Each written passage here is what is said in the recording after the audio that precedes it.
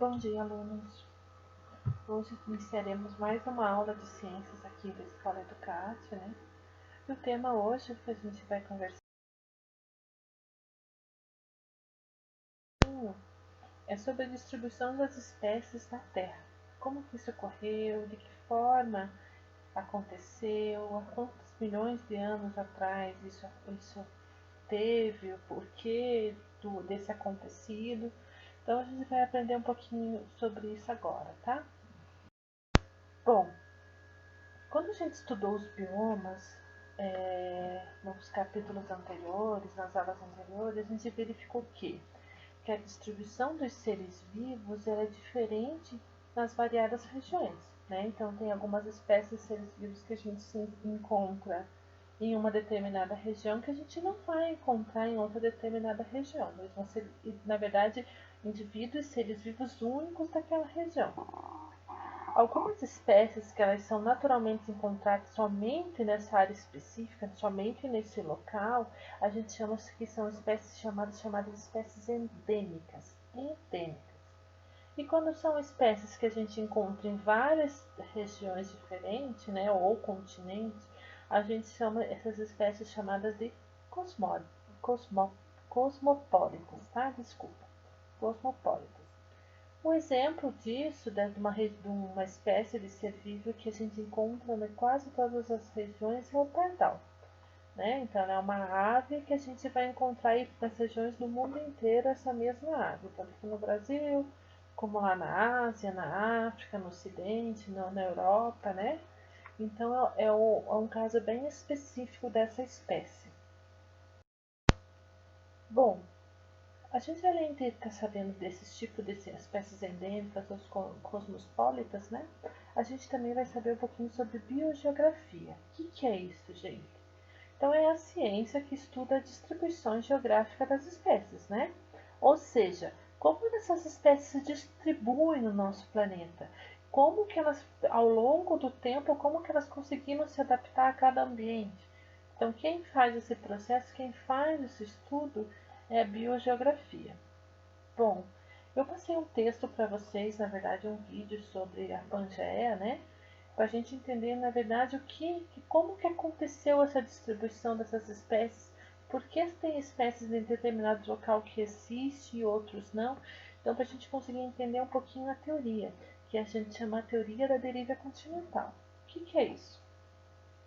O movimento dos continentes, durante o passar de muito tempo, né, eles são a parte das grandes placas da nossa crosta terrestre, que a gente chama de litosfera, que se apoiam sobre o manto e se movem muito lentamente. Lembra que a gente aprendeu ano passado, né, o manto, a parte da litosfera, da crosta terrestre. Então, o que acontece? Há mais de 250 milhões de anos, esses movimentos reuniram todos os continentes, né, em uma só que a gente se denominou como Pangeia. Também havia um único oceano, chamado Pantalassa. Mais ou menos cerca de 200 milhões de anos, essa Pangeia ela começou a se dividir. Milhões de anos esse continente único, né, se fragmentou e os blocos continentais que existiam, que eram todos interligados, foram se afastando, formando inicialmente outros dois continentes, né? O norte, denominado Laurásia, e o sul, denominado Gondwana, que a gente chama, né? Bom, algum desses fatores que, na verdade, justificam essa teoria da deriva continental são a forma desses continentes atuais, né?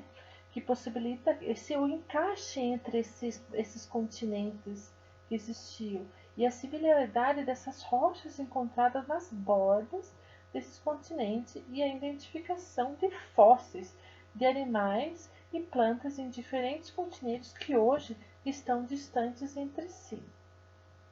Entre todas essas evidências que essa deriva continental ela preza, né, e aplica, é que de todos os seres vivos já extintos que existiam nessa época, são fósseis das mesmas plantas foram encontradas na África, no Brasil, na Austrália, na Índia, na Antártica, entre muitos outros lugares. sugerindo que esses continentes estavam próximos, né? Então, isso daí é mais ou menos o que realmente aconteceu, o que essa teoria tenta provar que aconteceu há milhões, há 250 milhões de anos atrás, tá? Só para vocês, eu acho que o vídeo explicou muito bem essa parte, né? Para vocês entenderem. Então aqui a gente tem mais ou menos a imagem do que desse continente único, né? Que foram se afastando e que essas espécies foram, na verdade, separadas, né? Então a gente consegue perceber que algumas espécies se encontram em vários continentes, que de tal forma que essa junção desses continentes conseguia permanecer essas espécies se relacionando. A partir do momento que elas se separaram, né, essas espécies ficaram únicas em cada parte do continente, tá bom? Bom, devido a toda essa movimentação desses continentes, dessas placas tectônicas que vocês viram em geografia, né? O que ela foi? Ela foi, na verdade, ela se entende como se a base desse oceano vivia em constante movimentação, apoiadas por esse magma que a gente aprendeu que se encontra no manto terrestre, né? Então, abaixo da nossa crosta ali. O que acontece? Esse magma ele fica se movimentando e tende a fazer com que essas placas tectônicas se movimentem junto com, na verdade, com esse magma que fica embaixo da nossa crosta terrestre. Esse movimento, que a gente chama de movimento cíclico de subida e descida do magma, é chamado de movimento convectivo ou corrente de convecção. Tá? E ele que foi responsável por desencadear fenômenos que hoje a gente conhece como terremotos, tsunamis, erupções vulcânicas, que são capazes de causar grandes impactos nos nossos ambientes hoje. Tá? Esses fenômenos normalmente ocorrem nas regiões que coincidem com a área de limite entre essas placas tectônicas, tá? Então, por isso que não é em todos, na verdade, não é em todos os países ou continentes que existe esse tipo de fenômeno, né? Então, a gente tem alguns fenômenos específicos em determinados países. Por isso, essa diferença, porque existem terremotos no Japão e aqui a gente não existe. Os abalos sísmicos são muito menores do que ocorrem lá no Japão. Então, a gente vai entender um pouquinho agora sobre isso, tá? Bom, quando a gente fala em fenômenos naturais ou impactos ambientais, o que a gente vê na cabeça? Erupções, né, vulcânicas, né, terremotos e tsunamis. O que acontece? Eles podem causar enormes impactos ambientais, destruir cidades e provocar a morte de muitas pessoas, né, e além também de seres vivos em geral. Esses fenômenos, eles não podem ser evitados. Por isso, o estudo sobre eles é muito importante, pois há a tentativa de prever algumas ocorrências desse tipo de impacto, de fenômenos, para alertar as pessoas, visando minimizar esses impactos que podem causar nesse ambiente. Então, a gente tem ali a primeira imagem ali, o tsunami, né, bem conhecido, que ocorreu, um vulcão em erupção, né, um vulcão ativo em erupção, e também aqui, na verdade, a tsunami, o terremoto que aconteceu há um tempo atrás aqui no Japão, tá? Só para vocês entenderem um pouquinho sobre isso. Bom, o que o vulcão pode ocasionar? Bom, os vulcões eles são aberturas da costa terrestre que surgem, na maioria das vezes, em regiões de limite entre placas tectônicas, né? Eles podem estar na costa terrestre, mas também submarinos, onde pode também ocasionar as tsunamis que a gente conhece. A erupção de um vulcão, além de envolver liberação de lava, de outros materiais como rochas e gases, as nuvens desses gases que são liberadas por esses vulcões podem ser muito densas, muito espessas, né? A ponto de impedir, por exemplo, a passagem de raios solares. Isso é muito grave, né? Reduzindo a temperatura do ambiente, além da lava que vai destruir tudo que está no caminho, alterando a paisagem daquele ambiente. Então é uma coisa bem séria mesmo, só quando ocorre vulcões em determinados continentes, em determinados locais específicos. Então, os terremotos ou abalos sísmicos, né, que ocorrem com o choque entre placas tectônicas que acabam gerando tremores no solo, tem alguns pontos específicos.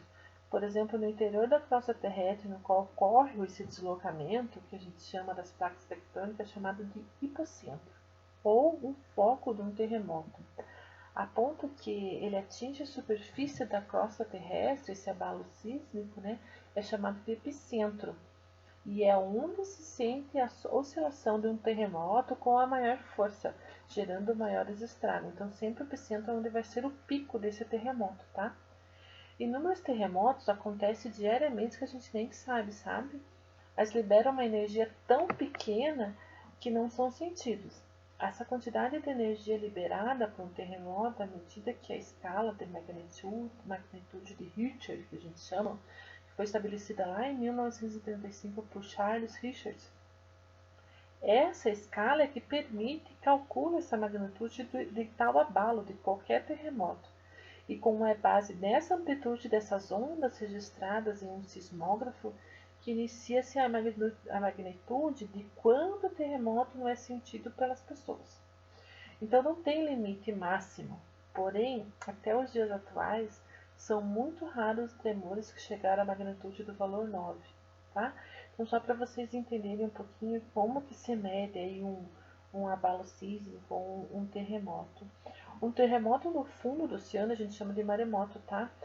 E ele é indicado por círculos concêntricos. Se a gente imaginar aqui do lado, essa imagem aqui, que é onde origina esse ponto de encontro entre essas placas tectônicas. A energia liberada nesse lugar, para vocês terem uma noção, forma ondas que aumentam em altura em águas rasas, causando inicialmente, por exemplo, um recuo da água da praia e posterior avanço com ondas muito altas, de até 30 metros de altura, gente. Vocês então imaginam que 30 metros de altura é muito grande. Então, e daí essa que invade essa porção continental. Então, ele recua o mar para depois fazer aquela onda enorme vir direto para o continente, né? Então, isso que é tão importante a gente ter os estudos para tentar prevenir quando isso acontece. Só para vocês entenderem um pouquinho, então, sobre esses terremotos, esses tsunamis e também sobre os vulcões, ok? Bom, além de tudo isso, a gente tem algumas ações humanas, né, atividades humanas que a gente chama e que vão sofrendo impactos ambientais no nosso planeta. Muitas das ações humanas que a gente chama de antrópicas causam graves impactos nos ecossistemas, tá? Todas as ações que agridem o ambiente por alterar o meio em que vive ou prejudicar um ser vivo que vive naquele ambiente, colocando muitas espécies em risco de extinção, tá? Então, o que pode ocasionar assim? A redução de habitats, né? Que pode causar a extinção de algumas espécies. Então, a gente estudou alguns biomas lá, aqueles desmatamento, queimadas. Então, isso reduz aquele ambiente daquela determinada espécie e essa espécie não se adaptar a esse novo ambiente e ter a extinção. Por quê? Porque ele vai eliminar aquele lugar adequado para onde ele vive, né? O desmatamento, a ocupação humana e os animais tendem a se desaparecer com esse tipo de atitude. Uma espécie, por exemplo, encontrada em um ambiente que não é seu, ela está ali porque colocaram ou porque de uma forma ou outra ela foi para ali sem querer, vamos dizer assim, a gente chama que é uma espécie exótica que está naquele ambiente, né? Então, por exemplo, eu vou pegar o meu urso polar e vou botar lá aqui no meio aqui da nossa praia aqui no litoral. Ele está no ambiente dele?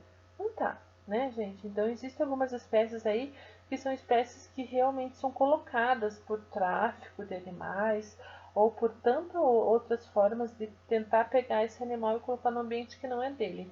Então, ele é denominado uma espécie exótica. Existe também a exploração excessiva de recursos naturais. Eu vou tirar tudo que eu posso daquele ambiente, daquela terra, e vou deixar aquela área improdutiva, vou deixar aquela área imprópria para algumas espécies de animais e plantas, tá? E também, né, gente, que a gente escuta falar também muito é o que? O tráfico de animais silvestres, que ocorre bastante. Aqui no Brasil a gente tem bastante isso, tá, gente? Não é uma coisa bem fora da nossa realidade. Então a gente sabe disso e isso é constantemente. E isso não é certo, está em lei, né? você pode até ser preso por tráfico de animais. Então a gente tem que ter algumas atitudes que começam perante nós mesmos, né? Posso comprar um animal que está vendendo ali, a gente sabe que não é ideal para comprar, mas eu vou comprar porque eu acho bonito. Não, né, gente? Então, quantas pessoas aí têm papagaios, né? Sendo que é ilegal, ok? Principalmente esses papagaios que estão em extinção. Então, a gente tem que prever algumas atitudes nossas, ok, gente? Bom, hoje é um pouquinho sobre, a gente falou um pouquinho sobre a aula de hoje, tá? Então, aqui a gente tem as atividades, livro didático, página 28, e livro de atividades a gente tem que estar finalizando, tá? Do 13 a 17. Boa aula, alunos, e até a próxima.